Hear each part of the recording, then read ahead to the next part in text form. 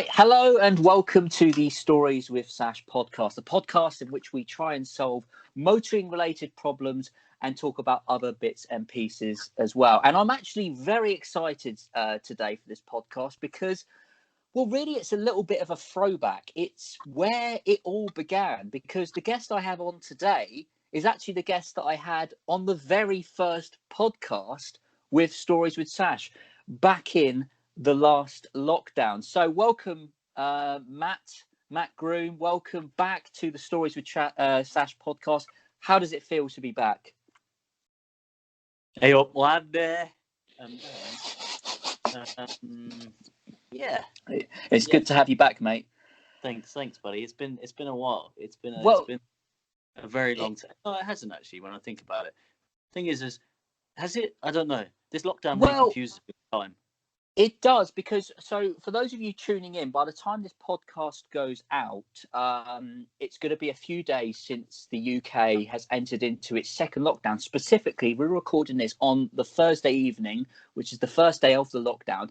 And what's quite appropriate is that I actually started these podcasts with you back in the original lockdown, back in about April, May time.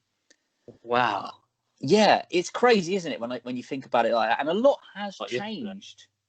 Yeah, exactly. A lot has changed since then. And over the past few months, there's been a lot of developments which we could talk about, despite the fact that the world has been mostly shut and restricted. But for those of you who may remember, we were actually recording them, and we actually filmed a live video version as well, which you can view on my YouTube channel in our project at the time, which was the summer house in the back of your garden, because obviously at the time I was living with you.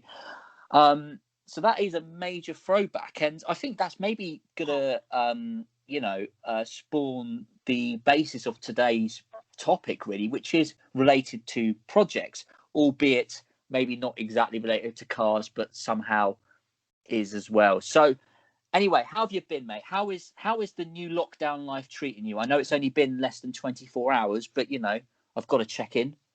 So to be totally honest, right, I was so thankful in the last lockdown that there was an extra person apart from me and the good old woman. Because I don't know, I feel like we needed an extra person. Do you know what I mean? Because also, obviously, the masseuse, she wasn't working because she was furlonged, which she's now furlonged now as well. So, yes. And I think that was important. And then obviously we had that, which was the summer house, and I really enjoyed it. I hope you enjoyed it. I had a great time, mate. I actually had a great time, and for those of you who are listening, just sorry to interject quickly.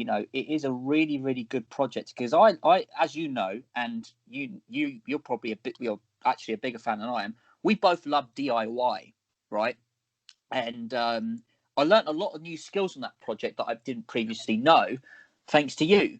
I didn't know I popped many different types of DIY cherries. Yeah, well, I know. Like I like to say, I think I'm relatively handy with a spanner, but I've never been relatively handy with like a I don't know, what do you call it? I was going to say chainsaw then, but we weren't cutting trees. You know what I mean? Like the cutty blade things. The cutty blade things. Yeah, yes. No, those. You mean with like I don't know, with those pointy knife-looking things as well. Yeah, those teeth. Yeah, it's like jaws. And those sharpie things that you put things in between and they cut. Quite. Yeah, exactly. I wasn't very familiar with them. Well, to be fair, but it's good now because you know the names of what those tools are called. Obviously, exactly. So you've learned a lot. Look, so I did a good job. Don't ask me if somebody comes and asks me, Sash, I could really do with a recommendation of what tool I need for this job. Don't ask me. I'll refer them to you. No.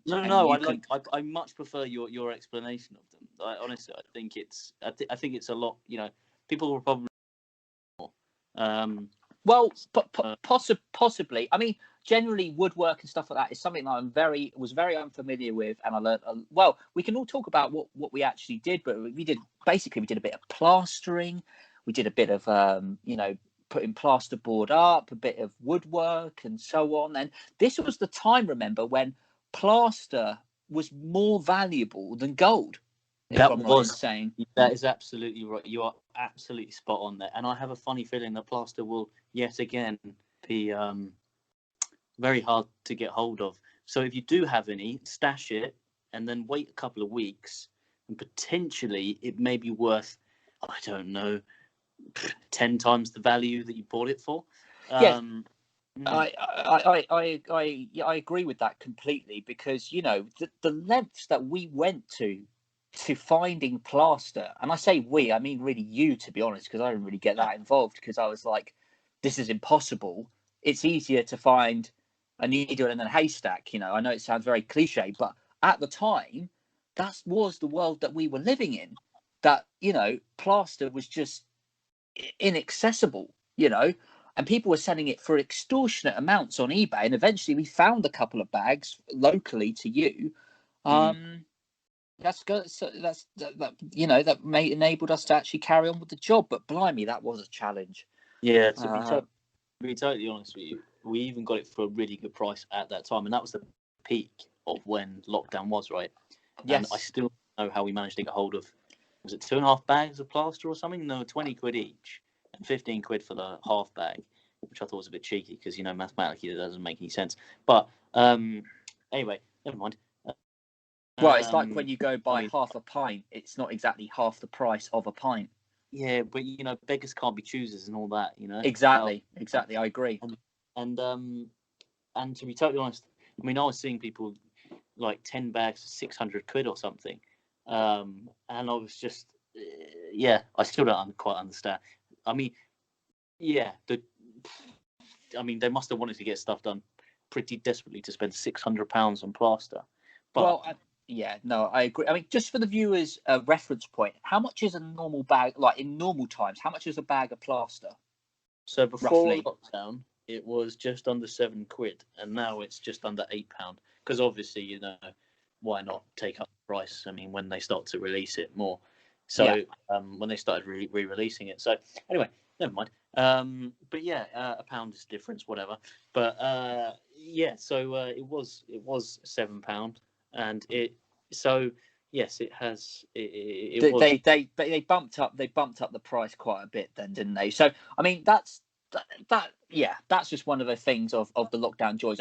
Albeit though, this time stuff is remaining open, unlike last time. It's not going into complete shutdown like it was last time, because last time was like a desolate, desert. Like those like country and western films when there's like a ball of hay in the background. I was just thinking the same thing. Like when you hear like just the crickets in the background. Exactly, and that's literally what it was. It was so quiet. The roads were dead. And admittedly, the roads have gone a bit quieter today from what I've seen. Yeah. But it was a very weird time, and like I say, the project was great. And to be honest with you, during this lockdown, to all the listeners viewing, which is probably one of you, to the one person who is listening, go you. Thanks for supporting the podcast. We have got supporters in Greece as well. So if you are that Greek person, I know this doesn't apply to you because you don't live in the UK, but if you did, make use of your lockdown time and go and do something productive and learn a new skill, whatever that may be. It doesn't have to be DIY. I just think it's worth learning new skill. And to be honest with you, just on the sort of maybe the final point of this project shared for the time being, is that I actually think that project kept us sane during the lockdown. I was going to say it highlights a really important point right now, okay? And this is genuinely a serious bit of conversation, is the mental health aspect of doing that shed or project in general. Is I think it was worth its weight in gold. That was, like, for example, the plaster was a lot of money, and all the materials, it wasn't cheap. It's a couple of £100, I think, potentially. That I didn't really need to spend, but it saved me and you, having fist fights with each other. Yes. Most evenings, over silly things like disagreements on cars. So Yes. yeah, I would do it all over again, to be totally honest. And I genuinely think that people should consider doing something like this right now, because it's personally for me, I'm not someone who can sit still well anyway. I've got to be doing something. Agreed. So, yeah, I think it's important. I think you're absolutely spot on there. And the only disadvantage this time around is obviously, unlike last time, I mean, although they say it's for a defined period of time of 4 weeks, for taking the time element out of it, because we didn't know last time how long we were going to be in this lockdown for. It was the fact that the seasons weren't against us and the days were getting longer. Because if you remember correctly, we had some decent weather over the lockdown period. We did. Like we had beer.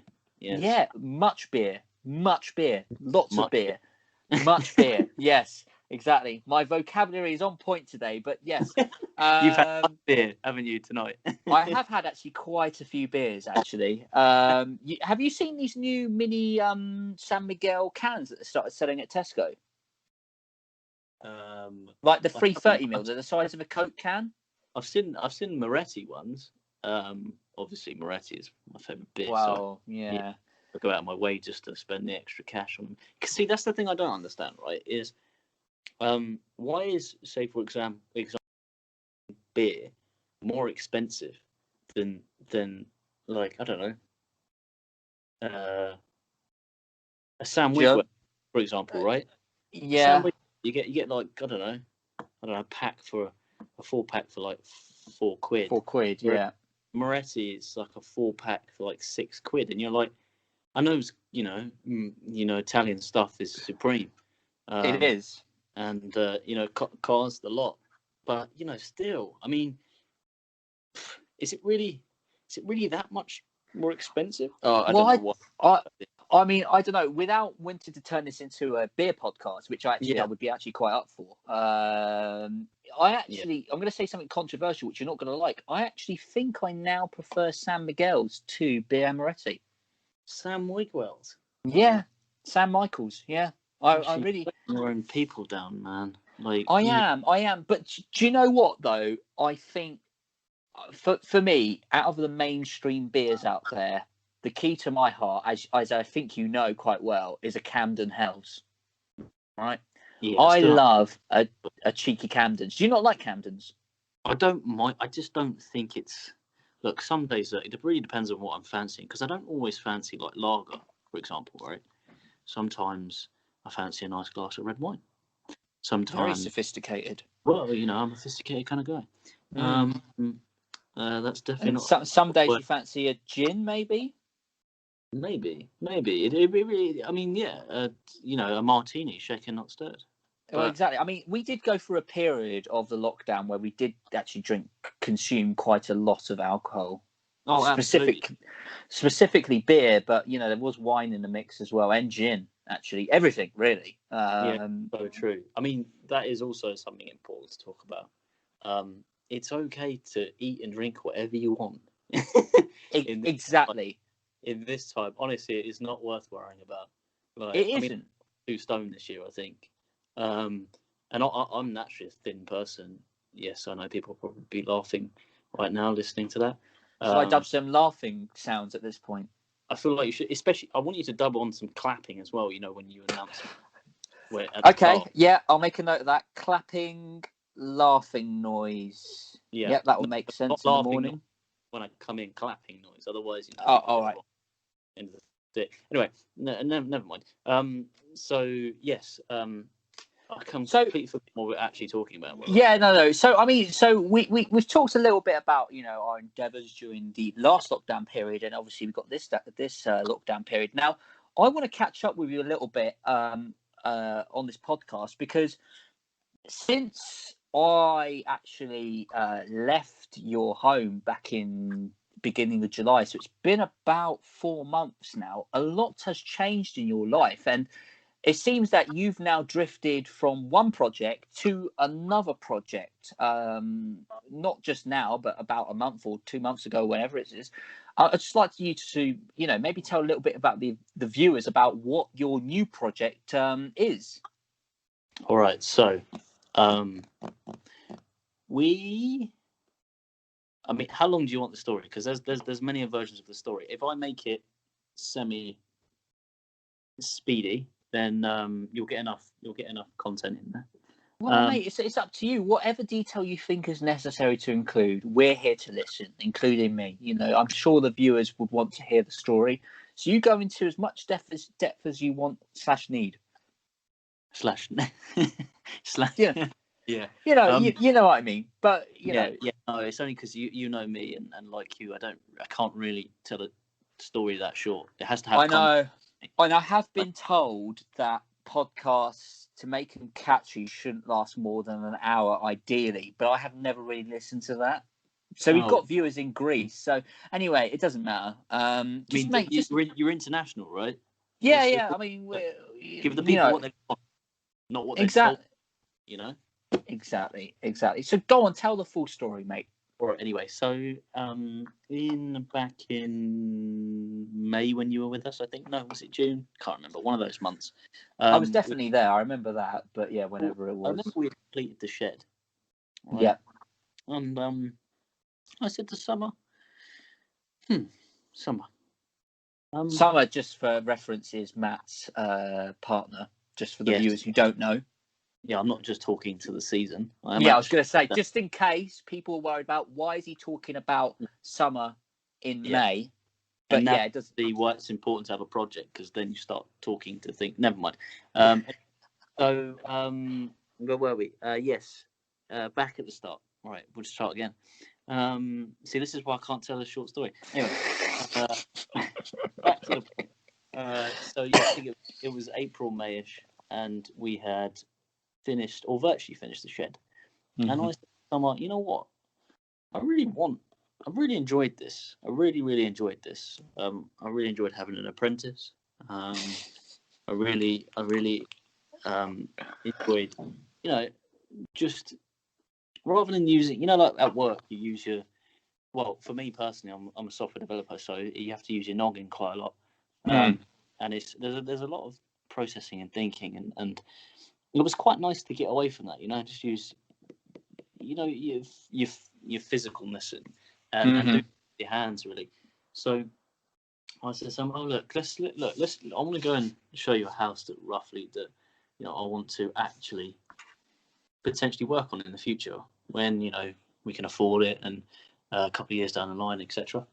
And she was like, all right, yeah, cool, let's go do it. So I then said to her, look, there's a bungalow I want to go and see.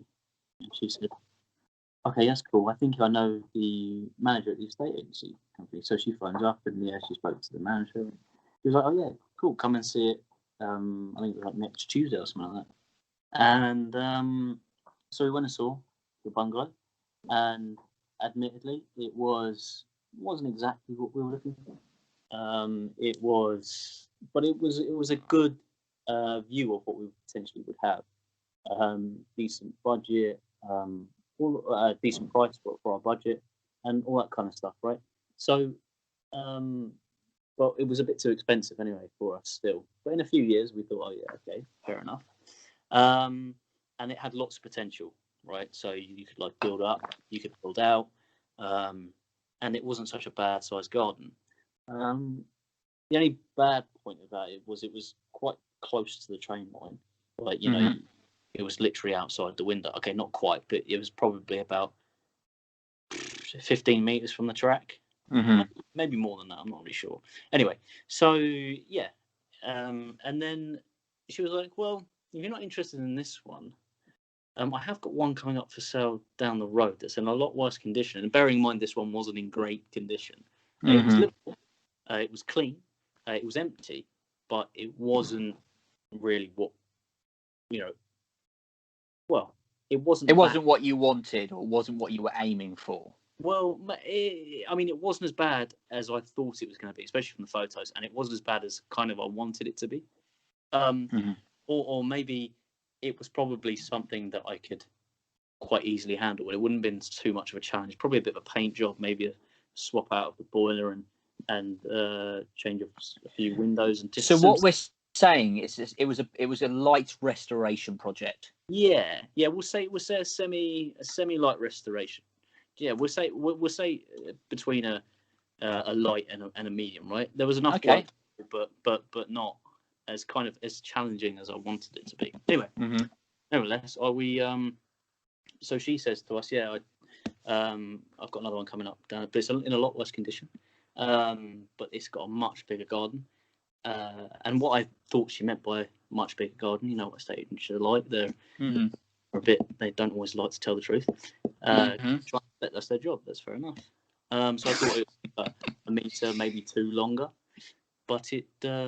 So then she then said, "Oh, but I can't show you until I've got confirmation from the buyer that it's okay for me to show you."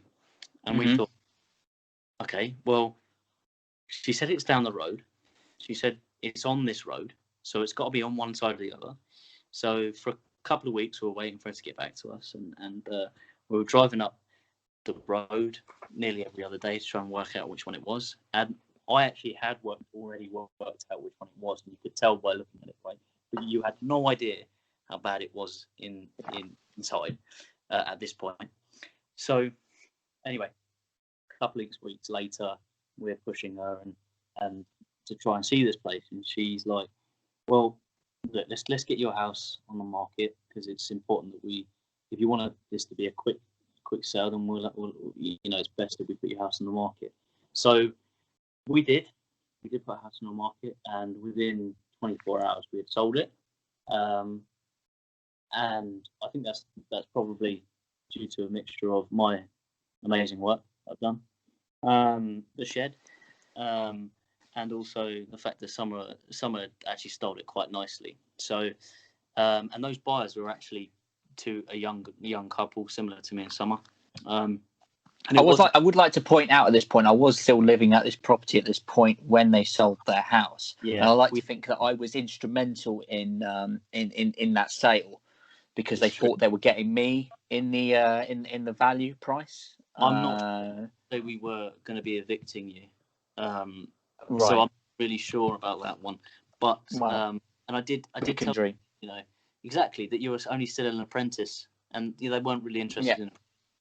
So right, okay. They wanted somebody with the full qualifications. I get it. Yeah. I get it. I'm on level 2 now. I'm on level 2, so No, you're on level 0. Now you've only just made 1. I don't know. You keep on bumping yourself up without.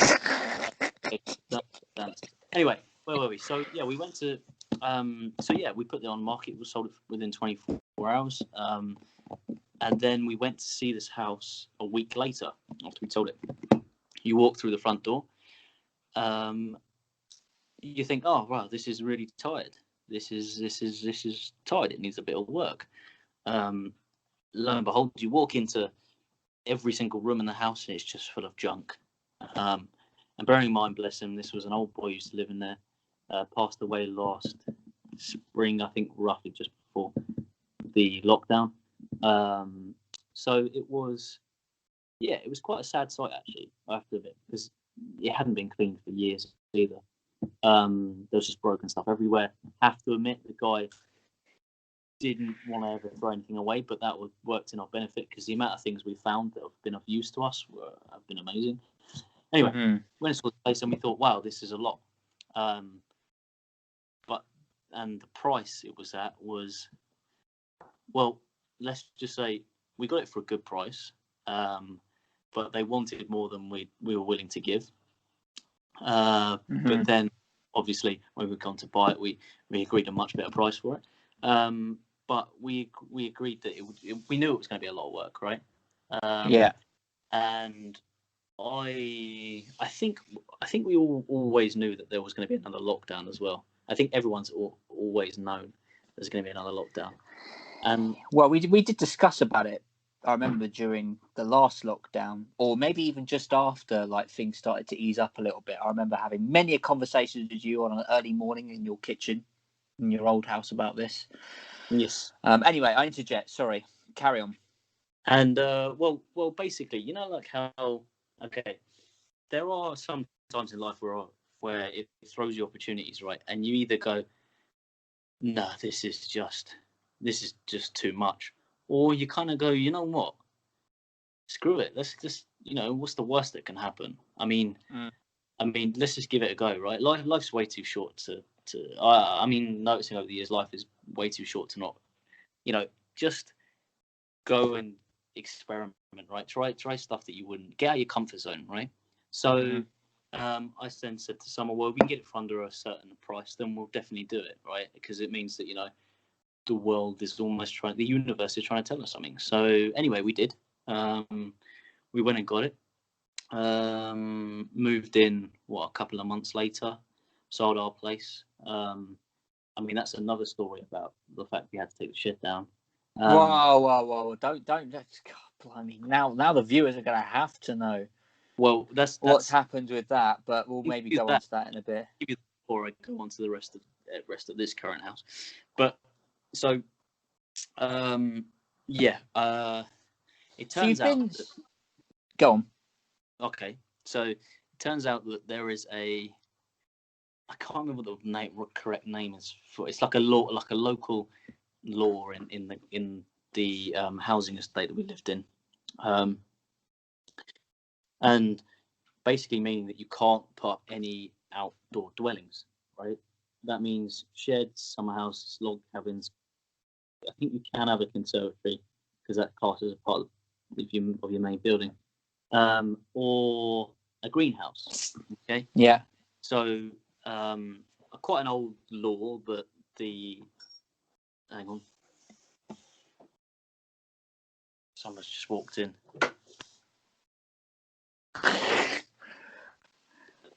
It's all right. She's walked back out again. Hang on. Oh. And she's come back in again. Okay. Yes, I will do. Yes, I will do. Oh, right. Okay. Maybe we're gonna have to make this a trio. Oh no, she's probably gone to drop a deuce. Anyway. So yeah, where were we? Yes. So there's a local law that for the housing estate basically said that you're not allowed any of these, and it's an old law that clearly no one actually follows, nor cares, and most of the time just don't bring it up because the houses were built in 1995, which is our birth year. It is. Phil. 25 years old. 25, nearly 26, dude. Anyway. Yeah. So don't remind me. So yeah, go on. Honestly, ever since I turned 24, I feel like I'm getting so much older, so much quicker. Anyway, so yes, so in theory, we went back and forth between our solicitors and theirs for weeks, and it was all being held up. And I mean, it got to a point where, you know, one weekend I was taking it down, the next weekend I was leaving it up, and then I got to a point, probably a couple of weeks later, and I just said, look, I'm taking it down, regardless of what anyone says, because it's causing too much trouble. And I mean, it was definitely sad. It was really sad, actually, because it was almost our child. It was. But the weirdest thing is, it took me about 2 hours in total to take the entire thing down. and it took what for us to put it up? Probably like 3 weeks. Well, I think longer than that. I think to get it from when I first moved in the state that it was in, to get it to the finished product, I think it was probably about 6 weeks, if I'm honest. It was a long time. Obviously, we did do a lot to it, but it's amazing how much quicker it is to take something down than it is to put it back up. Oh, it's ridiculous. Honestly, I just went at it with a saw, as like a circular saw and a reciprocating saw. That's the one with the spiky teeth. The spinny spiky teeth. Right. Yeah. That's no, not the spinny teeth. There's the spiky ones that bounce in and out. That just go. Oh, yes. No, yeah. So, anyway, so yeah. So the old shed got put down, which obviously I was very devastated about, and I'm glad that I wasn't actually there to witness it, because I don't think I could have faced it, to be honest with you. It would have been too emotional for me, and it just would have been tough. But since then, obviously, you know, you've moved now. You've now got the keys to your new place. Like, I hope you don't mind me saying, but obviously, you're not living there at the moment because it is in you know, in such a condition at the moment that isn't really viable. And I've actually seen, because when you went to go view it, I didn't actually get a chance to see it because I wasn't around for the viewing. But I saw it for the first time the other only a couple of weeks ago, to be fair, when I was down. And I must confess, mate, when I first saw it, obviously it's kind of, I think it's fair to say, a bare shell of a place, right? Oh, obviously, I'm not expecting, you know, the carpet and the decor and stuff. But what I hadn't considered was obviously, I know you won't take this the wrong way, but at first I was thinking, what the fuck has he been doing for the past month? Excuse my language. I was like, where there's nothing, there's no progress. But then when I started to speak to your dad, and obviously this was a house that somebody lived in previously. So it had all the carpet, it had all the fittings, it had all the stuff.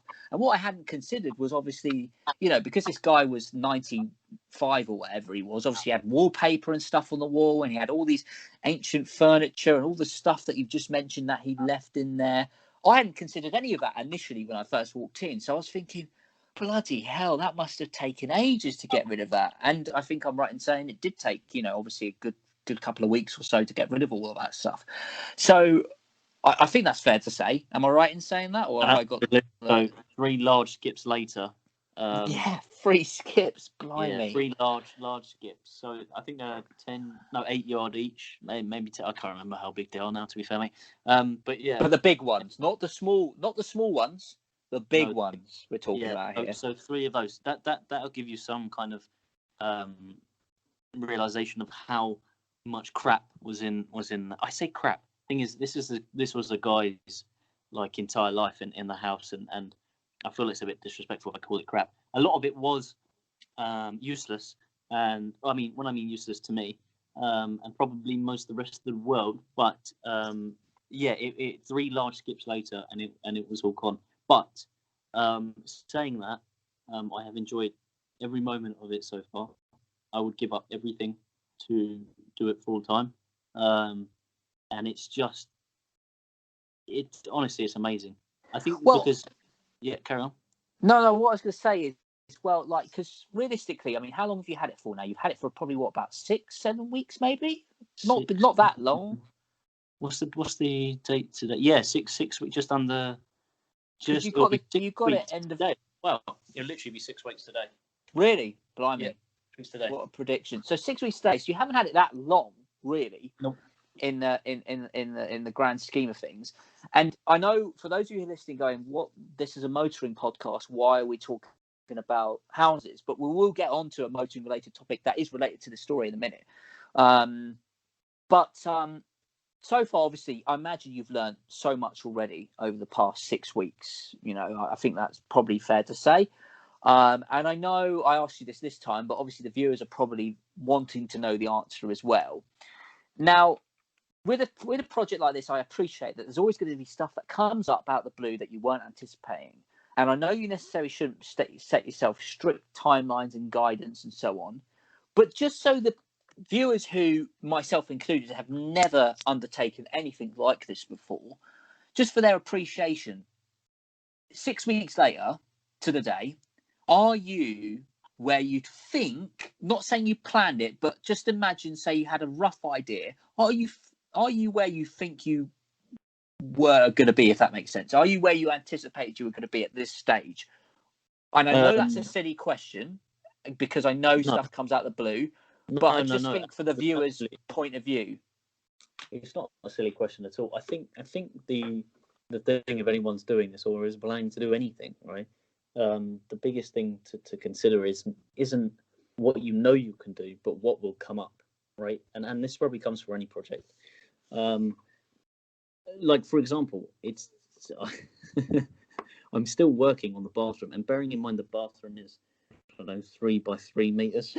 Yeah, it's a small bathroom, right? But it was in such a bad state, and I'm talking plumbing, flooring, everything, that I've obviously had to rip it all out. And the thing I will say is, because this is going to be something that's of pride and value, actual monetary value wise, it's going to be worth a lot to us. That I want to do things right. Yeah. I don't want to cut corners. I don't really want to waste my time dodging something and then for it going wrong in the future. But also, like you said, I'm learning a lot. I'm learning a lot every day. There's a few things that I've done before which are really quite simple, and what helps is there's what helped the most, I think, was the fact that, say, stuff like, we got really lucky because the plumbing is quite updated. I mean, it's only about 5 years old. The windows are about 5 years old. There was a couple of bonuses with the house, and it's made it easier. For example, when you work in there, especially, I mean, look how cold it was today. I think it was 3 degrees this morning when I cold when I woke up and was driving out on the roads.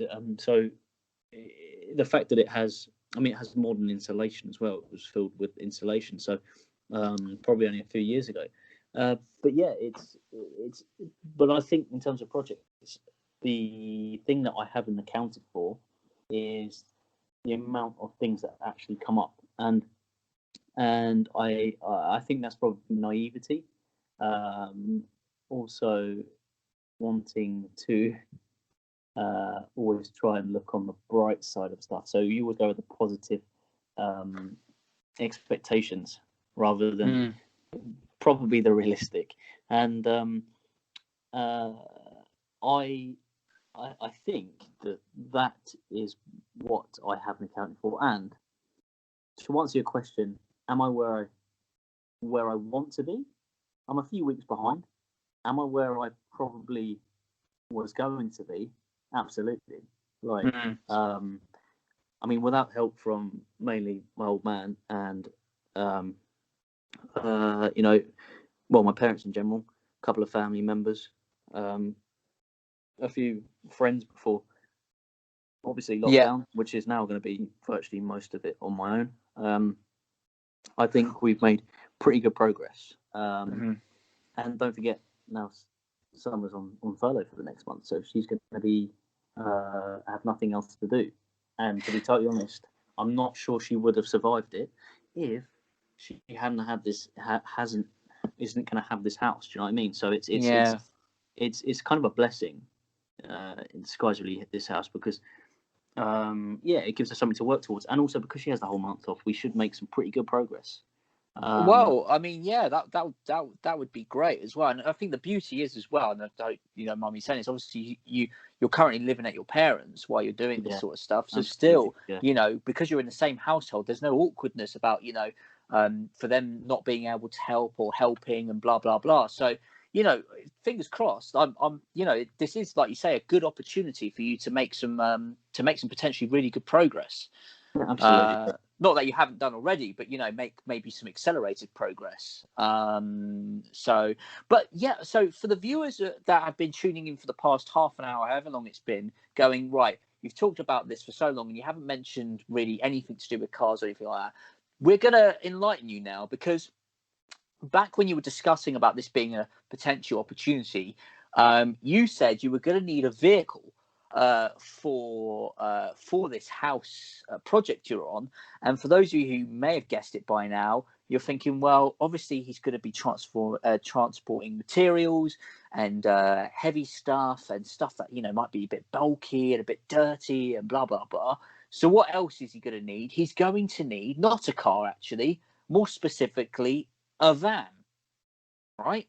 Absolutely. Now, would you like to tell the viewers, and I was quite delighted, I think you got this I don't know, when was it, end of August, beginning of September time, before you moved anyway, would you like to tell the viewers what you have purchased as your tool for your project, your house project? Okay, so I'm slightly proud, but slightly upset with myself, mainly because of the make and the brand and everything like that. No, there's no judgments on this podcast, mate. We just want to know what your choice was. I hope there Well, is, because I want to be made to feel bad for buying a specific one. But never mind. It doesn't matter. So I was personally looking for something that was cheap, was going to get absolutely trashed anyway, which it is currently, and will continue to get trashed for the next couple of months at least. And yeah, like I said, it had to. It's going to at least have to last me for a year. So I found a Vauxhall Vivaro, right, 1.9 TDI. So I mean, it's got, as vans go, it's got a little bit of juice in it. I mean, 0 to 60 in probably 25 seconds, but as vans, that's probably that's probably the Aston Martin of no, vans. it's just too much. Probably like an M4 of Oh, of your standard road cars. so it's the M4 of the van world. Absolutely. You've heard it here first, guys. Anyway. Yeah, absolutely. So yeah, it's been. I have to admit, I don't know if anyone has ever had the experience of driving a van of this size, and this is a small wheelbase as well. So I can only imagine what a long wheelbase is like. But you instantly feel like a bigger, better, stronger man when you're behind that wheel. You instantly also want to be a bit more abusive towards everyone. You also want to, just for some sort of reason, even though you don't really have to, slam the gears in every time you gear. Talk a bit, lad-like. Yeah. I don't know what it is. Instantly, when you get in a van, you just want to be an utter arsehole. You're right though, because I've driven your van very briefly, and I've actually driven your brother's van as well, and I don't know what it is, and I think I do know what it is. Actually, I tell a lie. I think it's because you've got that such high riding driving position, because as a van driver, you can see everything on the road. Because you're at that higher position, and therefore I think you think you own the road, and therefore you command and dictate what happens in the road. Yeah. Do you know what? There's something else I wanted to say. Right, being now a white van man myself. God, there's one thing I will say. So because you only have mirrors on the side, and you obviously don't have one on the top, you can't always necessarily see any. Like, actually, especially at night time, there are so many blind spots that you can now understand why white van men pull out without entirely seeing what's going on. And I thought it was just because they're wankers, and they are, and I am. You've become one. But you're almost like, well, if I don't go, then I'm going to be stuck here forever. So I need to. So you're just more of like, let's just do it, rather than being cautious about it. What could possibly go wrong? Exactly. You put it into first gear, and you just literally just rev the nuts out of it. And if something bad happens, then whatever. I mean, it's a van; it will survive. You'll do more damage to everyone else than you will to yourself. No, I'm joking. I don't have that view at all. Well, no, but I have to say though, in terms of the van choice, like a friend of ours who's actually has a gardening business, actually also owns a Vauxhall Vivaro van, Frank, as you know. And he swears by his van. And to be fair, I've got no beef with the Vauxhall Vivaro as a van. I must confess, I don't know a lot about vans. I'm not passionate about vans, but as a tool for getting the job done, I think you've brought a perfect candidate. I mean, I think it would be fair to tell the viewers that so you've bought this van for a relatively quite good deal. Would you like to tell the owners about how your ownership experience has been with the van, just so they know? Because if they're thinking about doing the same thing and embarking on the same journey as you, you've got to give them the highs and the lows. Okay, so one thing I will say I've learned from the bat of owning, my experience of owning a van is it costs a lot of money to fix, right? They're really not cheap to fix. I am surprised by that, but yeah, go on. And the reason I think they're not cheap to fix is because people know that. So people who deal with vans specifically know that. So if you're doing them yourself, then yeah, obviously it's ridiculously cheap. I mean, if you go on to the amount of forums there are online on fixing vans, especially Vauxhall Vivaros, it's madness, and people fix things in such weird ways, like using chewing gum and Really? like tin foil and things like that. It's really like bizarre, but it seems to work. Yeah, I think if I had the time to do that kind of stuff, then yeah, I'd actually quite enjoy it, and it'd be quite. But I don't really have time for that now. I just need a van that works and drives, and you can haul a load of crap in. So, but yeah, like I said, I mean, something went wrong with my van, and it cost me like £300 to get it fixed. I mean, that's quite cheap in comparison to what it would have cost me if I'd actually gone to an actual main dealer, van dealer. So, yeah. But the other thing is also, yeah. The other bit of advice I'd offer people is if you're going to buy a van, right? Because I have to admit, if I could have a van on a daily driving, as my daily driving car, then I would absolutely have it. I just think they are great. Like they're just, I can't even explain it to you. Every time I'm driving that van, it puts a smile on my face. It is amazing, and it literally puts a smile on my face. No joke. It's just so much fun to drive.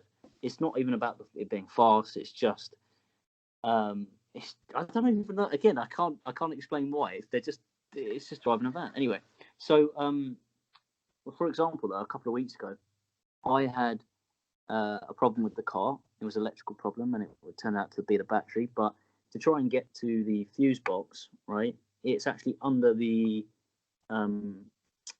a container of water. Right? I can't remember what the name of it is. What, like, the expansion box where the coolant goes? Yeah, the coolant. That's the expansion box. Yeah. And I had to take that off, okay, because I thought there was a problem with it. It turns out it was only the battery. It had loose connections, and it was quite simple and cheap to fix.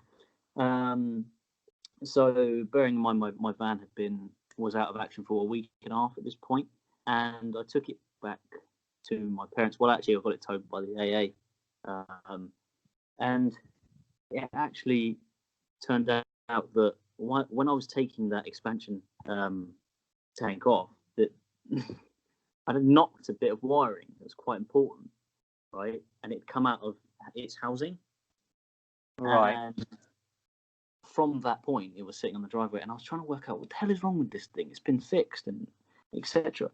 And I looked under the bonnet, and I took this expansion tank off again, and I went, "Oh, this is a loose bit of cable.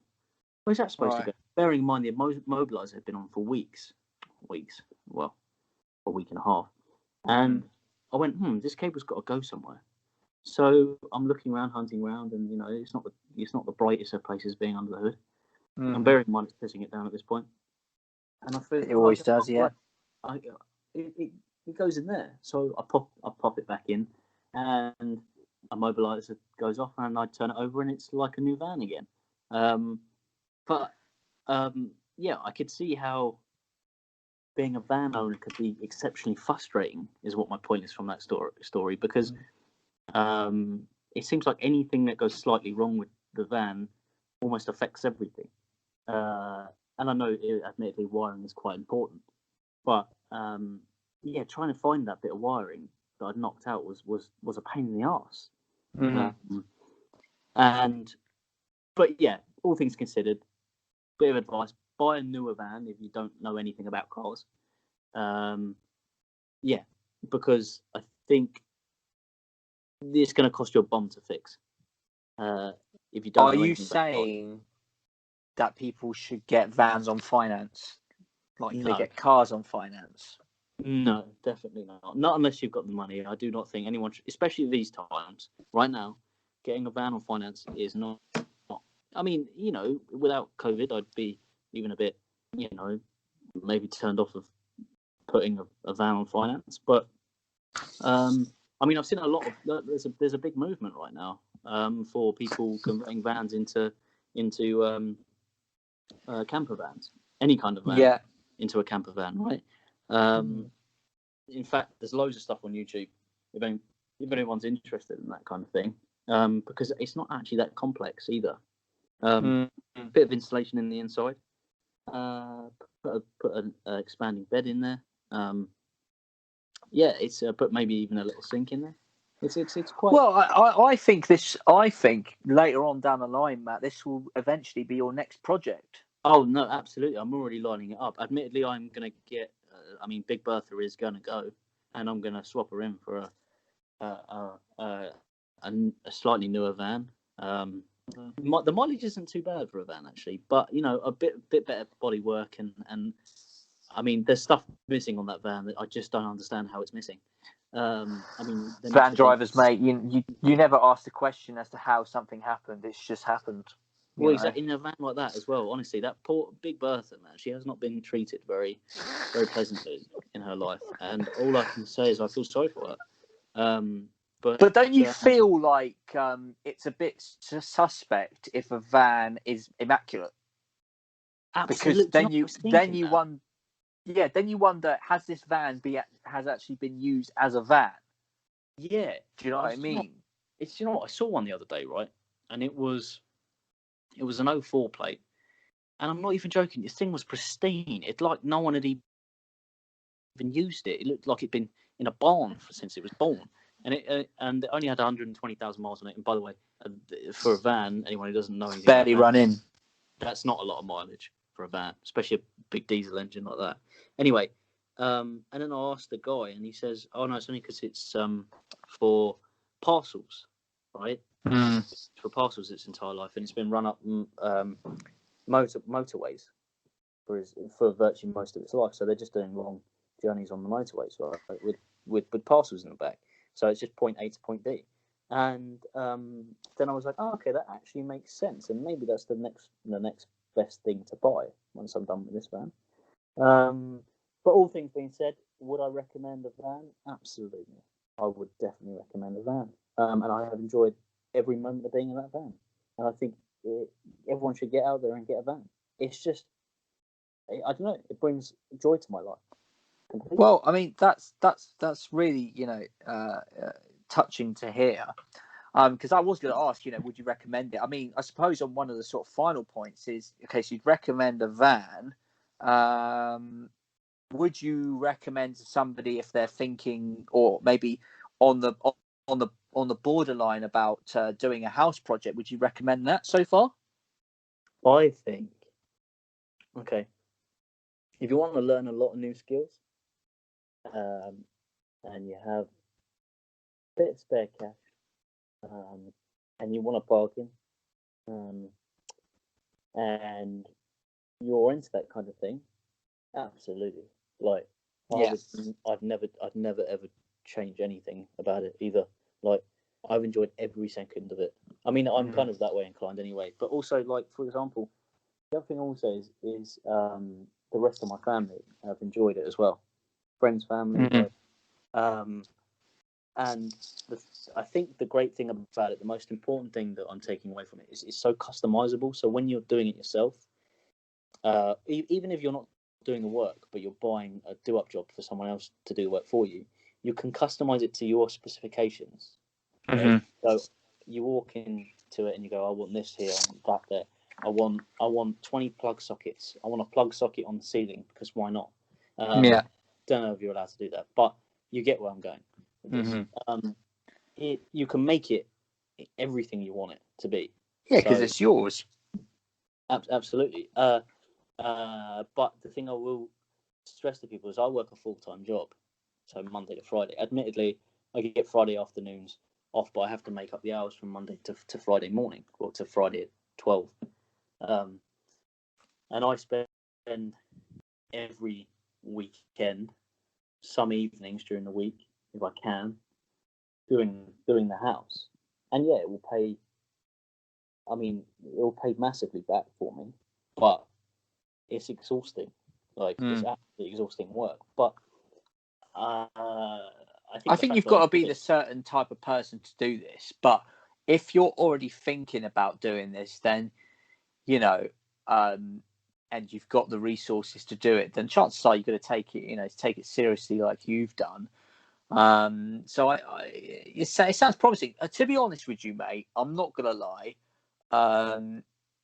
I do think a couple of things. I think it's an incredibly bold move, but I like boldness. I like boldness in a person and in wherever they are. But I also secretly I am actually quite jealous, really. Not from a, I imagine sometimes it might be a bit stressful and, stuff doesn't go to plan, what have you. But it's just more like I love a project and I love a DIY project, whatever it may be, however small. Admittedly, I'm not going to claim that I've done anything to that depth or that severity. But I've had my fair hand at dabbling with a few bits and pieces here and there, and I am, I am quite jealous, actually, to be fair. So it's it's something that perhaps later on down the line I do, because for car lovers out there who are questioning this, I mean, I'd probably like to do a car more than a house personally, if I had the space to do so and the resource and the money. But the equivalent of what you've bought in car terms, you might agree with me on this, you might disagree, I don't know, but I think what you've bought is something like, let me think about this. I need to think about this. I can give you one. Go on, give me one, because I don't think it's fair really to give me one. I can sum this up perfectly for you, right? It's an old beaten, but has a good engine, low mileage, right? Mark 1 Golf. Bodywork is in need of some serious improvements, right? Yeah, bit of TLC. But technically, it's a sound beast, right? There's not much work that you have to do in the engine, around the engine. Just a few, little tweaks just to improve it. Maybe a new exhaust. Mm-hmm. You know what I mean? Maybe a bit more of a throaty exhaust, because new paint job. It's going to need new lights, new wheels, obviously. Maybe some deep dish, depending on how extravagant you want to go with it. Depends exactly. And some new mud flaps. It's I would that's how I would sum this house up in car terms for everyone. Well, I mean, that's very good insight, Matt. And if you are interested in restoring a Mark 1 Golf in the following condition, but you want it in house form instead, go buy yourself a house in the south coast of England, just by around the Angmering station area, and you're good to go. Exactly. Well, if anyone's interested, we are on the Instagrams. Yes. Good plug, actually. Go on, quote it. I think it's called our bungalow number 5, I believe. I'll just double check it while we're here, but yes, I think you're right. So if anyone wants to see it, because yes, look, I'm not out there to put it on the gram. The only reason we put it on there is because we want to have the memories, and the memories of the hardship and the pain, and obviously the beauty of what it's going to become. But I completely get that, because when I restored my little Fitch in Quattrocento to get roadworthy, I documented all my stories on Instagram, and I've saved them, and I've actually pinned them to my profile. And I'm so glad I did that, because I can look back at that now and look back at it with, some of it fond memories, some of it not so fond. But I quite like looking back at it, because it's amazing. You can see the progress just so easily. It's lovely. It's a great thing to see. No, absolutely. It's the thing is what's nice about the modern day world, which there's not a lot of stuff that's always that nice with the modern day world, is the fact that you can document everything so easily, and that's what's great about it. So, it's like, also the thing is this is going to be one of the biggest, I personally think, so far, probably the biggest achievement of my life. So. And who knows? I may even, go into it full time, depending on circumstances, money, etc. Like it really all depends. And yeah, like I said, I think what's most important to take away from this, if you're going to do any kind of project, is get yourself out your comfort zone. That's and hey, you may even. I don't know, you may even financially benefit from it. You may make some money. You're definitely going to learn loads of new skills. 100%. And you will enjoy it. Even the most painful parts, like you'll look back and you go, wow, do you know what? Wow, I've actually done that. Do you know what? When I think about it, I am so proud of myself. So, yeah, get out and do it. I think that's a great piece of advice, actually. And I think actually that's a good point, since we are pretty much at the hour point, to finish off this episode of Stories with Sash.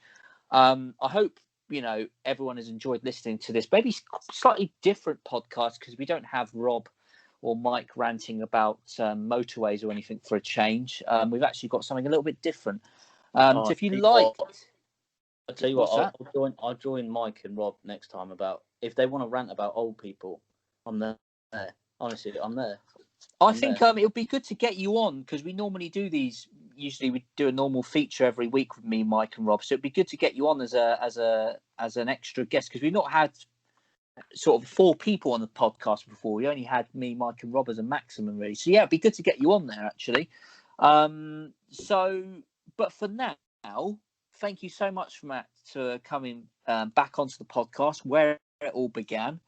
Like I say, I hope all of you enjoyed listening to this, and Matt, I hope that your project goes well and on track, especially with these weird lockdown rules now in place. Hopefully that will benefit you in progress. And for those of you who are listening out there, for a change, we actually do end on a slightly serious note, which is hopefully you've taken some positive things from this and positive messages from this particular podcast. And we know that obviously purchasing a house isn't necessarily accessible to everyone at any given moment in time, but that's not really the point of this. The point is saying whatever the project you want to do, I think it's quite a good learning development to do during this month that we have now. And my one's quite small. I've bought a cookbook and I'm learning how to cook properly for a change. So it doesn't matter how small or big it is, whether it's a house, whether it's a cooking, or whatever it is, whether it's mending your old Austin Healey. It doesn't matter, as long as you develop in some ways. I think that is a positive thing, and hopefully I don't sound too cliche in saying this, but yes, it's very good. So Matt, thank you once again for coming onto the podcast. I will dump some outro music at this point, and we'll see you again soon on the Stories of Sash podcast. Take care, stay safe, and see you for the next one. Ta-da.